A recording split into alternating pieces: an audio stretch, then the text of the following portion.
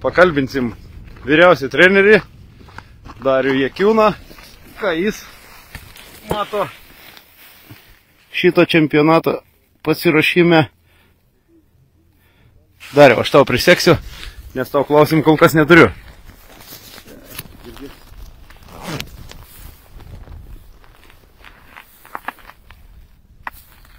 Nu ką, sveiki. Nu, Dariau, papasako, kaip tu matai kaip vyriausias treneris.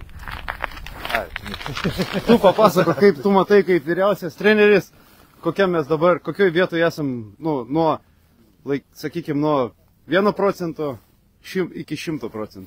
Kurioj vietoje mes dabar esam iki to, kad būtumėm 100% pasiruošę. Manyčiau, kokių 50 kol kas. O, turim 5% treneris sako. Judam į priekį, atsiranda kažkokių tendencijų, atrandam kažkokių niuansų. Su kiekvieną dieną judam į priekį. Kaip buitis, kaip komandos savijauta? Puikiai. Buitis puikiai. Modė skaniai valgyt gamina. Taip, trečią dieną. Puikiai valgom. Vėdarus. Sakė, naują laidą leis. Modestas gamina. Jo, tai. Kaip? Ai, plovą. Modestas gamina plovą. Sekit Modesto naują laidą. Modestas gamina plovą.